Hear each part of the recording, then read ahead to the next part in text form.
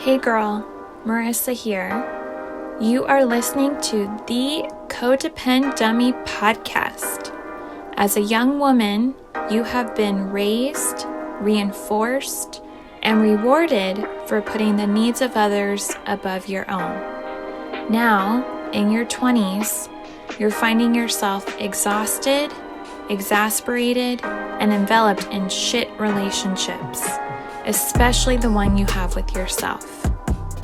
Codependency is a way of being where we put the feelings, wants, and needs of others above our own in an unconscious attempt to meet our own feelings, wants, and needs.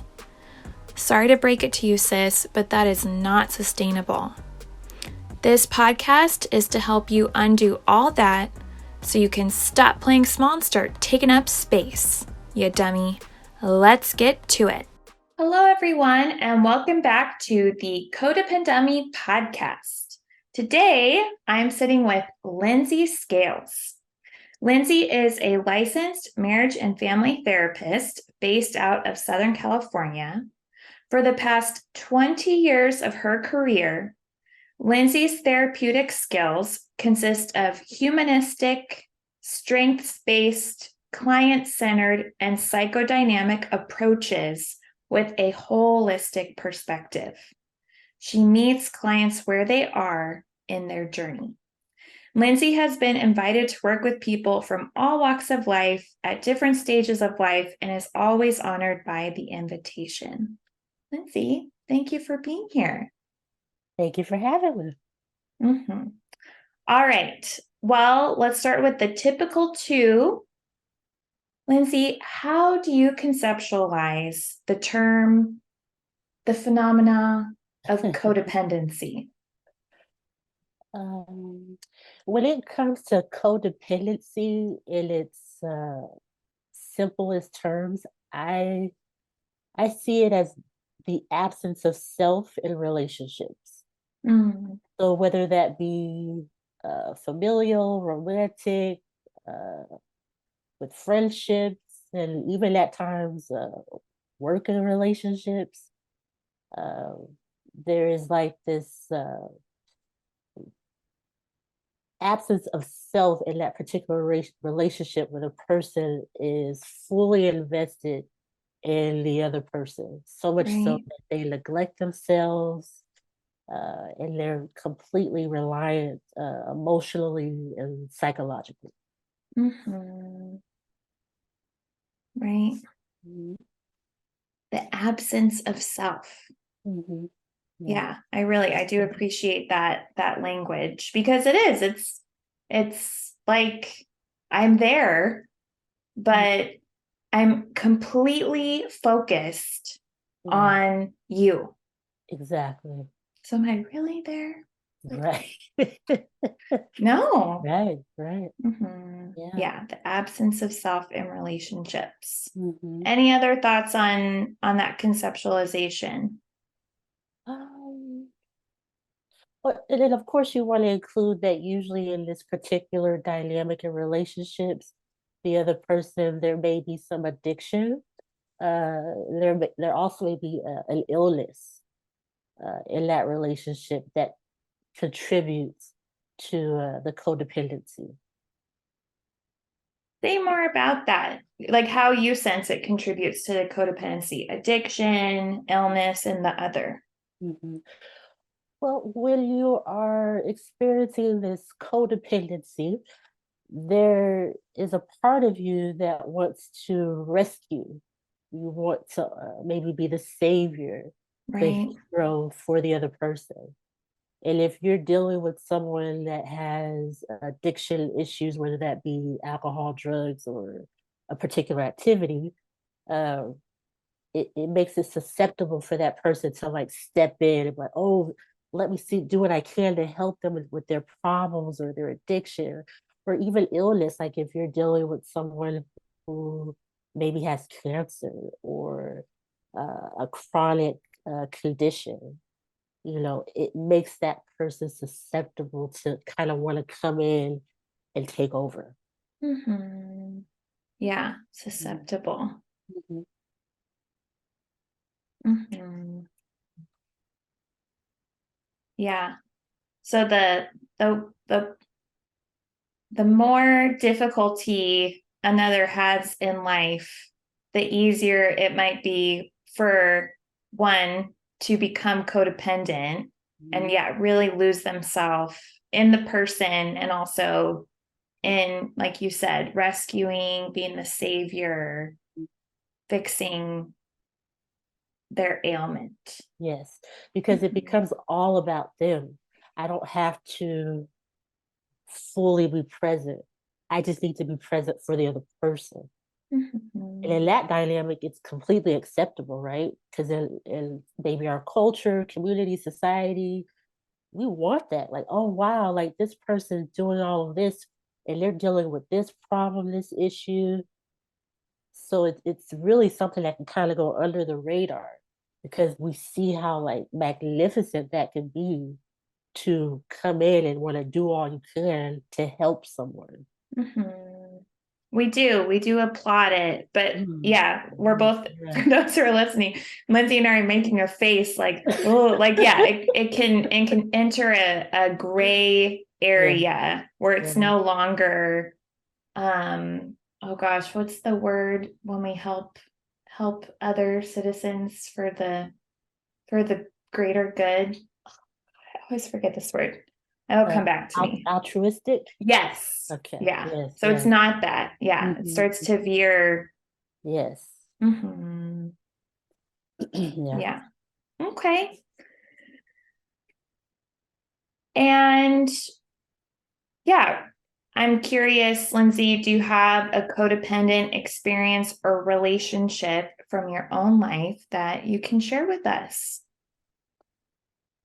Um, I'll say, personally, uh, I have been set up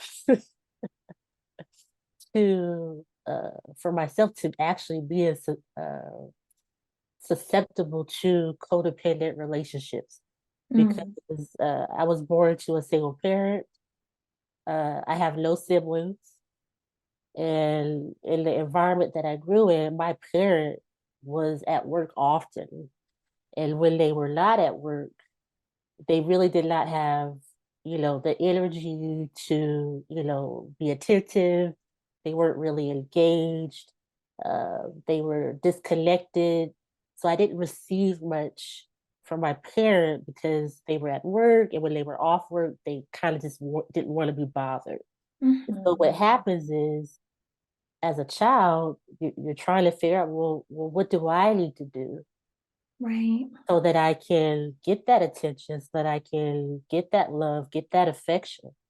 And so Right. when that happens, there's a switch that occurs where you begin to anticipate your parents' mood, behaviors, experiences, so that you can kind of keep a pleasant mood, I'll say, Mhm. in the house, or you can feel like I'm here too, right? And when that happens, there's a shift where you almost become the parent, and the parent becomes your child. And Right. so, Like you said, the absence of self in yes, relationship. Here you are, mhm, yeah, adapting to this environment. How do I get that engagement? right, And yeah, so mhm, right here you were like going into like focusing on your parent and mhm, absent within yeah, yourself. yeah, yeah. Mhm. And then I'm a sensitive child, and I'm a cancer, Oh no, no I'm kidding. right? So it's like, Mhm. wow, like, so for me, I can say uh, that from the beginning, I was literally set up for this type of dynamic and presentation in Mhm. relationships. Mhm. Yeah. And I'm curious as you reflect on your relationship with your parent, or like you said, this could be familial, romantic, social, like with a friend or professional. Mhm. Is there a time that, like, or yeah, like a memory that's like you at your quintessentially most codependent, where you're like, oh, Yep, there it is. I would say definitely in romantic relationships. When it comes to my friendships, for some reason, I can really, establish a boundary. When it comes to work, I can establish a boundary. Uh, but when it comes to romantic relationships, it could be quite a challenge to do so, to Hmm. allow myself to be present. Yeah, Does that make sense? 100%. Okay. Mhm. Yeah. Yeah. And all right, so we're hearing your background, how you were set up, Mhm. how it showed up most in romantic relationships. Mhm. Is there a time that comes to mind, like specifically where, yeah, you can really point to like, oh, this was here's Lindsay and all her history and in a codependent interaction. Um, so the question I believe you're asking is basically when did it click that, oh, this is codependency? That or yeah, like when yeah, when was like yeah, one of a like more like a and my language, I'm saying like bona fide. Like me, there's so many memories. But I've talked about this on the podcast how I had a boxing coach Mhm. who for months, years really, like had really been pushing the boundary, pushing the boundary, pushing the boundary. And then it ended with me like literally up against a wall and him trying to kiss me when Mhm. he's married, right? But I just like oh, this is fine, ignoring, yeah, like doubting myself. And so yeah, like here I was like, that's that's Marissa and her codependency. Okay. Yeah. I will say that for me, uh, in real time, real life, my personal experiences, because I've been in therapy for some time throughout my life, that's when I realized it clicked like, oh, there's something happening. Mm, Because I did also grow up uh, with a religious background and in religion and specifically in the Baptist church. And I will also say culturally, um, we're really big on loving everyone. Like this is unconditional love, like that agape kind of love, right? right. And so in my relationships, how I was behaving, how I was thinking, how I was feeling, I thought this is the way to be because this is an act of God. Right. This is what we do. Right. I didn't realize until I was in therapy and I was talking about, what was happening in maybe my, I'll say third serious relationship, that this isn't okay. I needed someone else from a therapeutic perspective to tell me this is not okay. These are things that you should not be allowing or accepting Mm, in a relationship. But in my mind, I'm like, well, I have understanding for the person. Well, they're going through this, and this is happening in their life. This happened in their childhood. This is why they do A, B, and C. But none of that included me. mm. And that's when it clicked when my therapist was like, well, what about you? Wow. And I was like, oh, okay. Yeah, right. Again, for those who are listening, we're showing like these aha moments and like the heat Yes. and like the physical sensation that that can spark. Yeah. Yeah. Mhm. Because I literally needed someone else to tell me. I didn't have a family member. I didn't have a friend. I didn't have a coworker. I didn't have anybody else telling me, you should really look into this. Like, this is something that's not acceptable. It's not okay. Mm. Until I was in a therapist's office. Wow. Right. Yeah. Mhm. That And was your, go yeah, ahead. and that goes to speak also about uh, the cultural component, the community component, um, how we are uh, spiritually, and in our relationships to other people. Mm-hmm. You know, because Say I more had, on that. Yeah. yeah, I had best friends. I had people that I thought I was close to, and they were close to me. Uh, but then, of course, that opens the door to, well, how close are they really to you? Mm-hmm. Because this is how I show up. I show up where I'm all about everybody else. Right. Mhm. Yeah. Yeah. Mm-hmm. Wow. And Yeah. I definitely, were you going to say one more thing? I was like, I know, right? Yeah. Yeah. I think too. I think it was a combination of things, but yeah. Um, definitely like my experience, yeah, in therapy, having things reflected back. Right. I have just told my therapist how an event went, how a fight was resolved, how someone hurt my feelings, but it's okay. It's no big deal. Mhm. And then, yeah, just reflecting it back, just hearing my words back. Yeah. Then you start yeah, there's little cracks and you're like, oh, that isn't okay. Or, yeah, I really am not okay with that. Right. Mm-hmm. Right. Right. Yeah.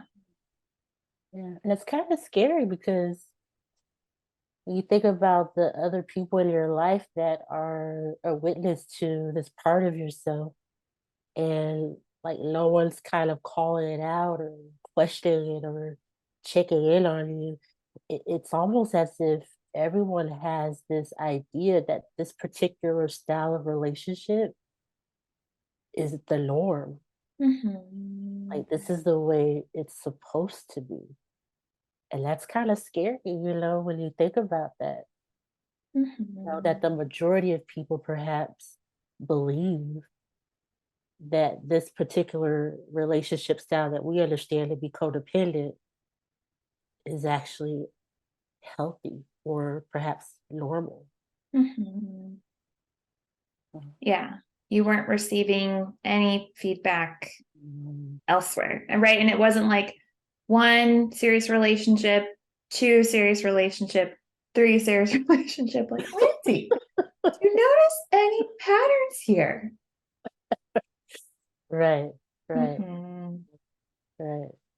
So in your opinion, does that mean that it was acceptable for me to be absent in relationships then? Is that what that means? Like from the perspective of other people, like it's acceptable for this one person to not be fully present in relationships.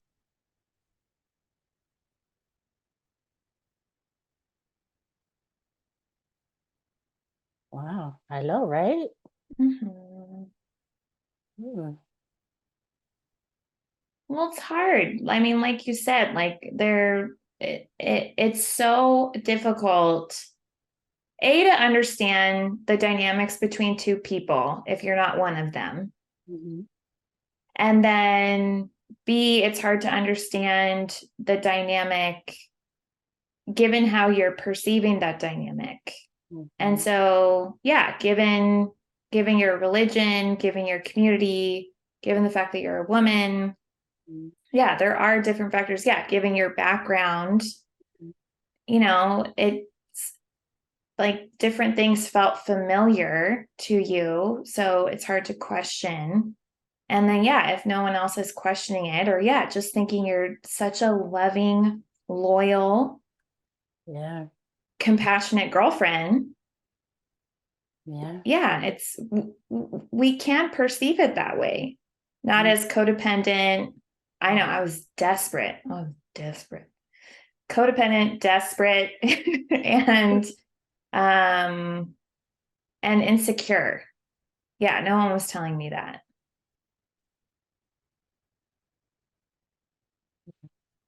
Mhm.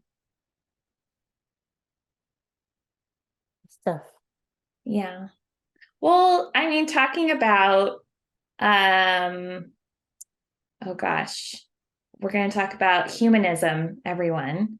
Carl Rogers created humanism. And yeah, he talks about unconditional positive regard for the patient. And again, for those who are listening, I'm casting my arms out. Yeah, like welcoming someone. Unconditional positive regard is this, yeah, a core concept in humanism where, yeah, unconditionally, you're supposed to have positive regard for your patients. Yeah. I mean, there is a caveat to that. So yeah, Lindsay, we do have yet to discuss the humanistic approach in depth on the podcast. So can you enlighten us? What is, yeah, one of your specialties, focuses? What is the humanistic approach in therapy? The humanistic approach is one in which the person that's before you see them as a whole human individual,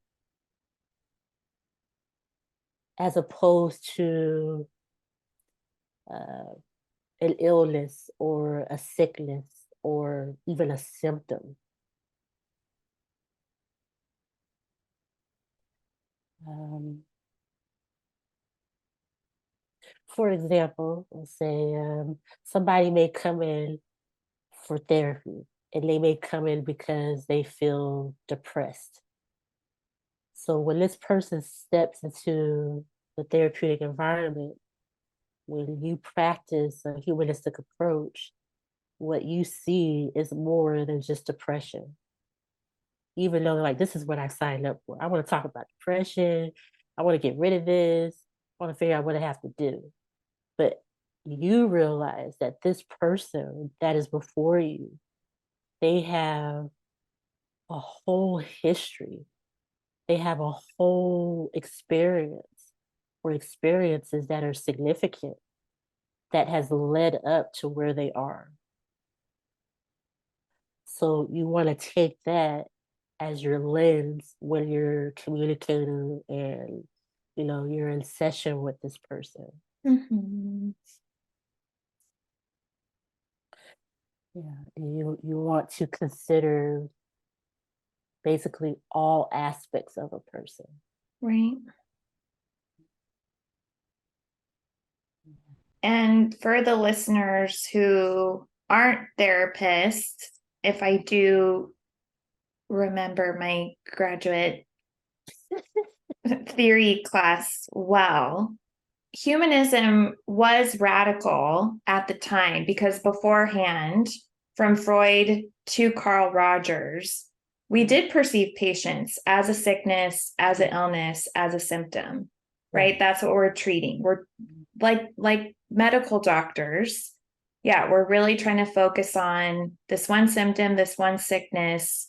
If we treat that, everything else will be fine. Right. Which didn't always work.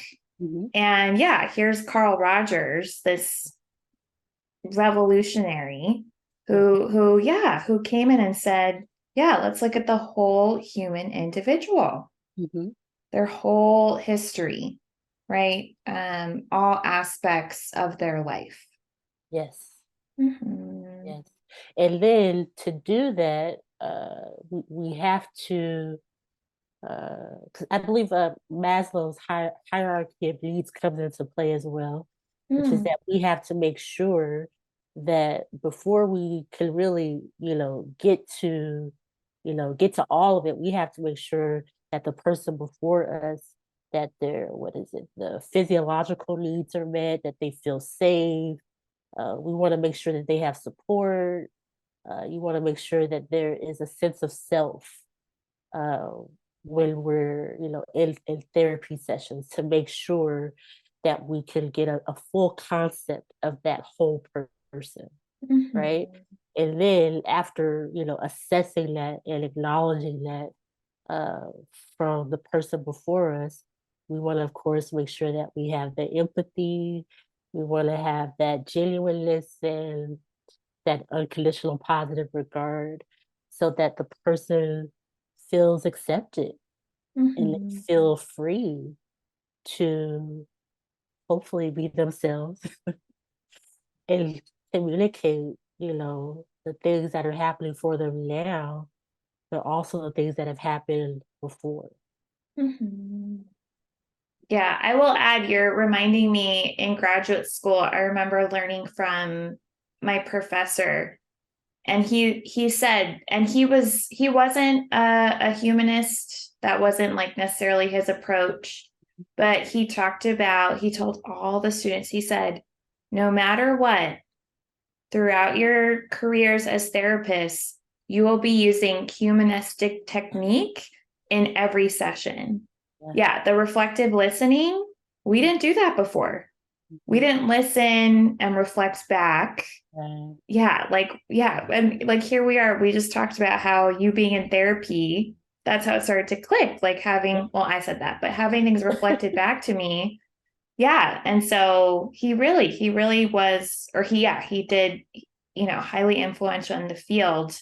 Mhm. And yeah, for all the listeners, there are so many, yeah, there's such variety in the type of therapy you can go to, the type of therapist you can work with. But yeah, most likely you're experiencing some humanism Yeah. in every session. Mhm. And thank Mhm. goodness. Yes. Because Yeah. I think especially if we're dealing with codependency, that's probably the first thing that we want to do is to humanize this person's circumstance or situation or experience. Hmm. And this approach 100% allows you to do that. Yeah. Mhm. Well, yeah, let's hear more about that. So first, how do you sense within humanistic therapy, how is codependency perceived? What's the perspective on codependency? Say again, first and foremost, that it is a part of a person. It is not the entirety of the person. And I think it's important to understand that because the person that comes into therapy, they may feel like codependency is everything. Right. This is my whole world. This is my problem.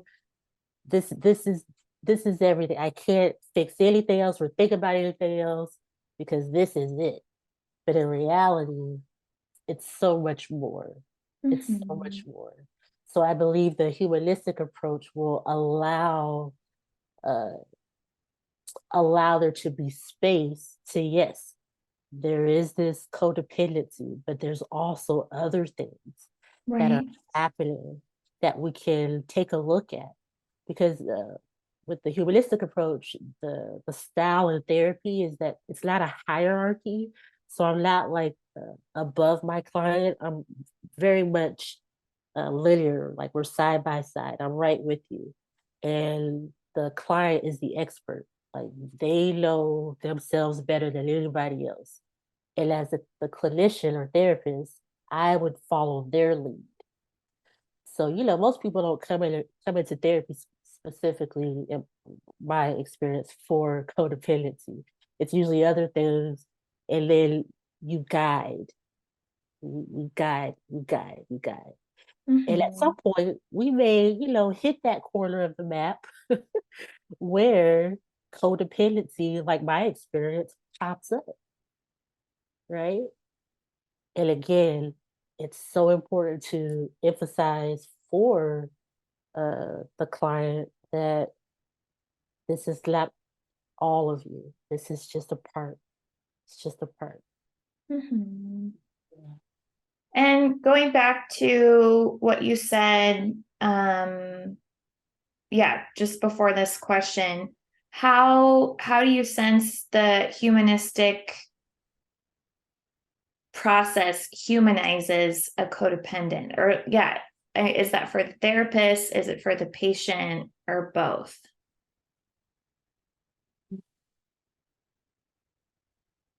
Well, I'll say because in therapy, there is we're building rapport. There's a therapeutic alliance. So I'll say, because this is a relationship, that it's for both of us.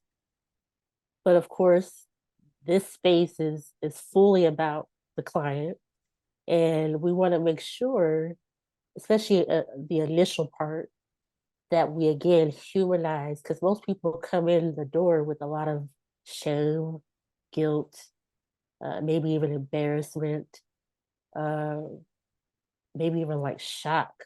Like, this is where I am, this is what's Right. happened. So you really want to, again, humanize this experience and let them know, like, hey, there is no playbook to life. You know, there are a lot of things that have occurred in life holistically that has allowed us to be in this position that we're in. Mm-hmm. You know, so that helps to hopefully uh, minimize and hopefully eradicate that embarrassment, that shame, that guilt, because we're all human. Mm-hmm. Yeah. Mm-hmm. Yeah. I hope I answered your question. Yeah, Yeah. definitely. And yeah, so I'm hearing humanistic perspective on codependency, Mm-hmm. right? This is part of a person, Right. not them entirely. Mm-hmm. Um, right? There's so much more than that. And yeah, I think also, I don't know, this is kind of getting to strength space, but like even like as you were sharing, Lindsay, about your own experience of codependency, you're like, friends, I can do a boundary. Professionally, I can do boundaries. And so, yeah, sometimes a patient will come in, and I know I had done this too in the past where, yeah, I'm not literally, but I feel like I'm crawling in, first day of therapy, on my knees, just really struggling, and like I'm codependent, I have no backbone, I'm a doormat. And yeah, it's like, are you really, like, it's just your boyfriend, like you're doing great in all these other areas. And so again, that like having that holistic perspective, Right. and yeah, this is a part of you, this is not all of you. Right. I think humanism is very empowering in Yeah. that sense. Yeah. Well, Yeah. because also with the Carl Rogers, the idea is that we have to focus on self. What is the self concept, right? Like, what is my self esteem? What is my self worth? This all comes into play because there is no absence of self where we're using a humanistic approach. Mm-hmm. It's all about self, Right. right? And so I think that's the most important thing, is to reintroduce the client to self, because that's the whole concept, right? Like, if I'm in this codependent dynamic, I'm not here. I'm just doing whatever I have to do to maybe regulate myself emotionally, to maybe feel validated by how I interact, treat this other person. I'm not doing that for myself. So I'm completely at the will of this other person. Mm-hmm. But that humanistic approach, you have no other option but to look at yourself. Mm-hmm. This is what it is. Yeah. And I think when people experience that, like when you say you identify this person's strength, like, wow, well, no, you're doing this and you're doing that. It's you. You realize, wow, okay, like, I'm here. Mm-hmm. And it creates a shift. I hope I'm making sense. Mm-hmm. Total sense. Okay. Yeah. So yeah, focusing on the shift. Mhm. I am curious, Lindsay, yeah, when you are working with a client and they're knowingly or unknowingly codependent, Mhm.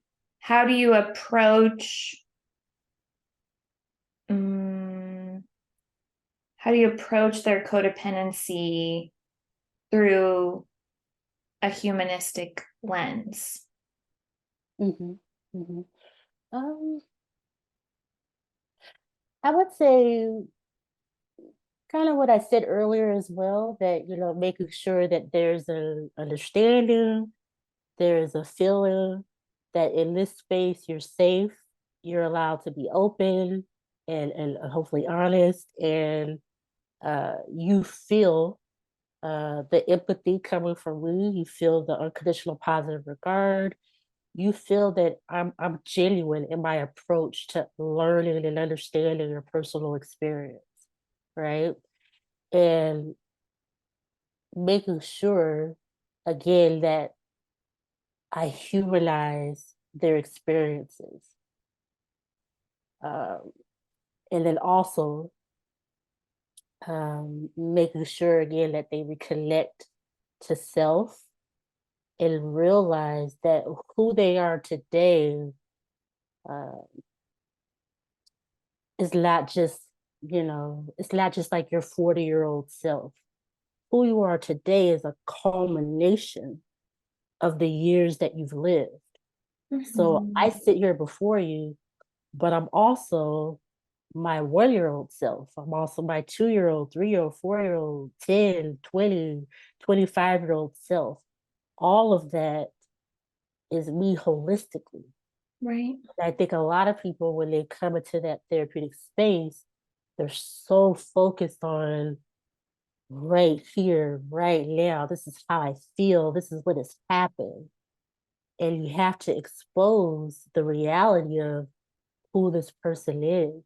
You are not just that. You are all of the years that come before you till this point in time in your life.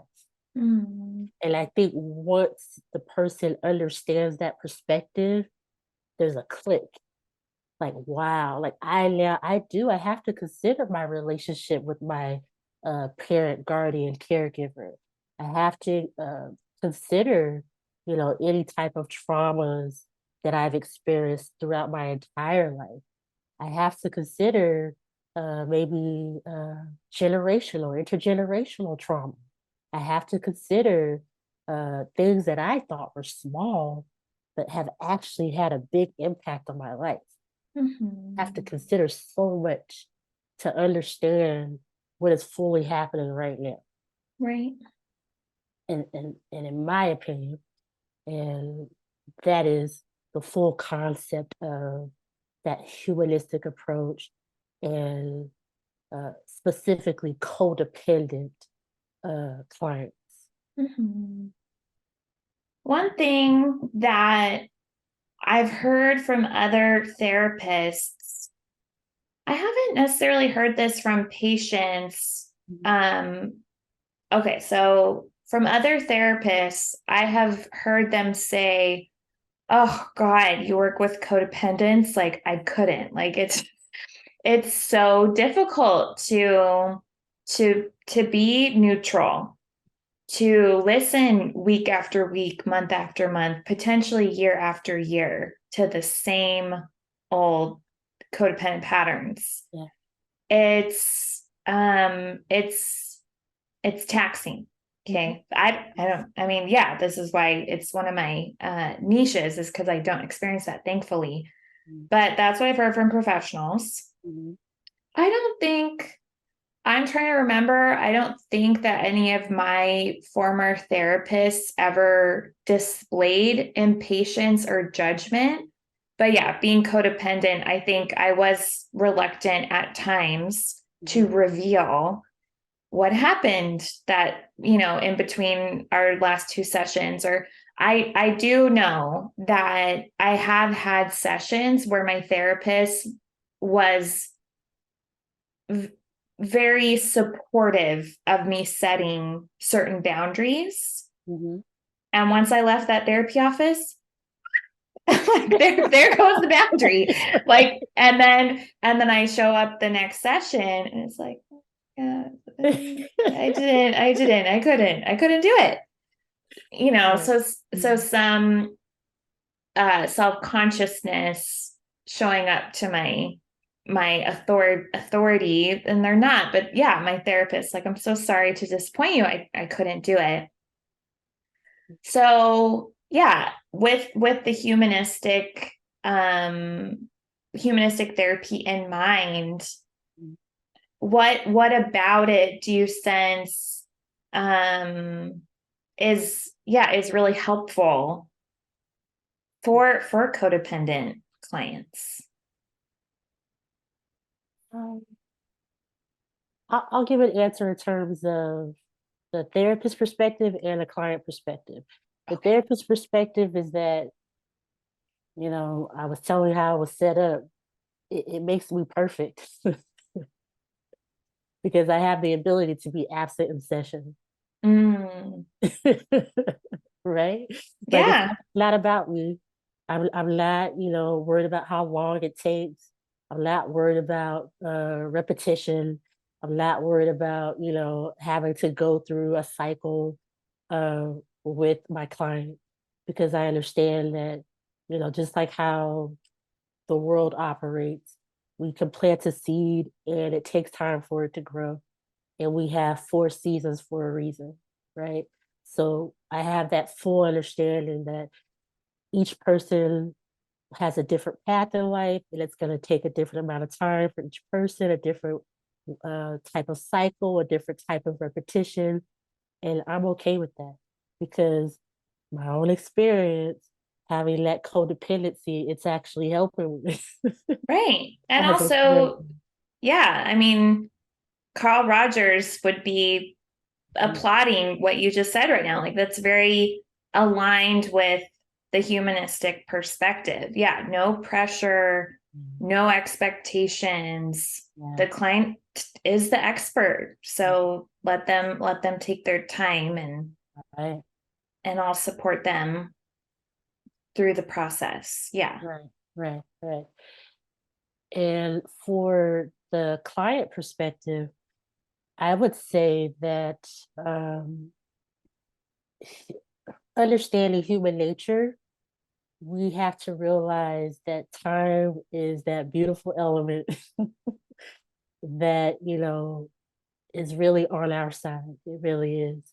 So I make it a point to let clients know, especially in the beginning, that during this journey, because it is a journey, this process, there will be times where you feel like I'm going in the right direction.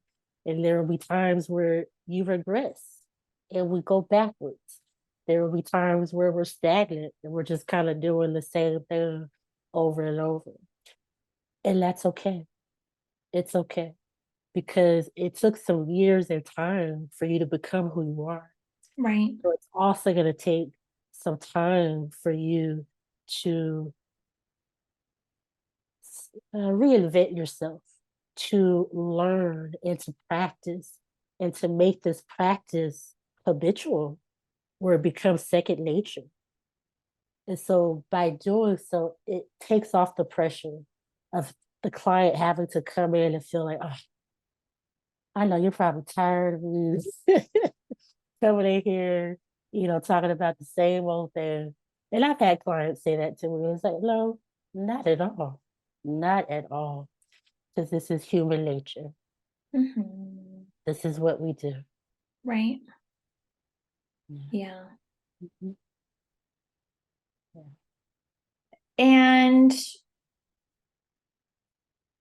yeah, when supporting clients navigating codependency, what are some initial steps you take to, well, yeah, I wonder, like from the humanistic approach, are there steps, initial steps that you really take, or is it just really creating um okay. Do you take some steps with your patients? Yeah, dealing with codependency, yeah, from humanism. And if so, what? Yeah. Well, if you're utilizing a humanistic approach, you're right. There really won't be steps because the dynamic is that this is what I tell my clients. You are the captain, I am the compass. So I'm going to follow your lead and I will do my best to guide you to accomplish the goal that you hope to achieve for yourself, but with the perspective that we are hoping to get to where you can feel self fulfilled, where you are living your best life, and any type of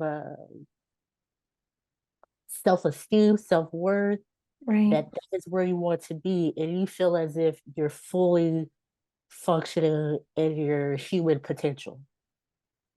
Like that's the goal.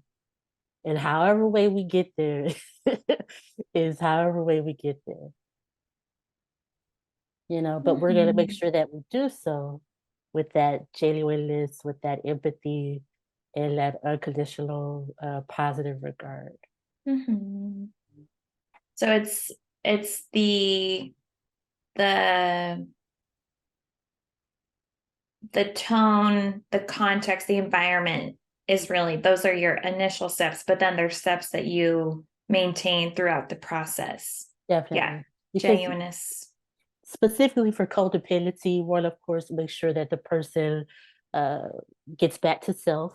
You want to make sure that they are, because for some people, that's quite uncomfortable.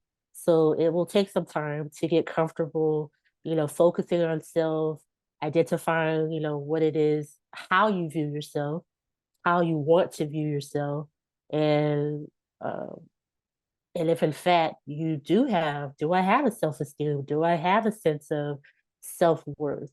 And what is that connected to? And that's when, attachment theory comes into play. Uh, what is it? The adverse childhood experiences that comes into play. It comes in a little bit of cognitive behavioral therapy comes into play because we want to work on cognitive restructuring so that this person can be comfortable with the thoughts that they have, with the emotion that they hold, and in the ways that they behave.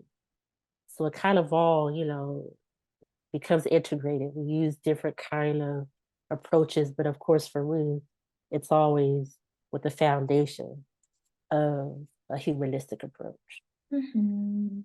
Yeah. Yeah.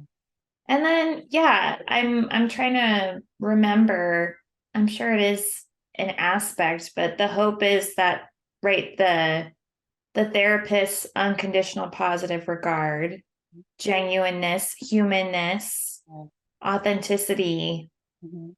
the patient will be able to internalize that and Yeah. give that to themselves.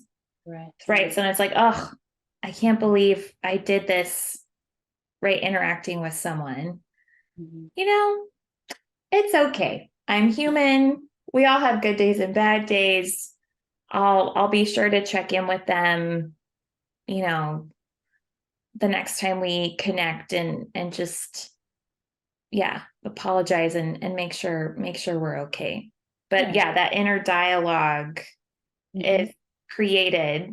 right, from those interactions with the therapist. Right. Because essentially you become the model, the model that they did not receive as a child with their parents, within their relationships with their friends, within the community, with others.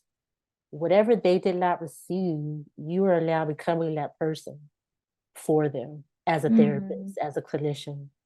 So it's really important that you model for them that, I don't sit here as a perfect person.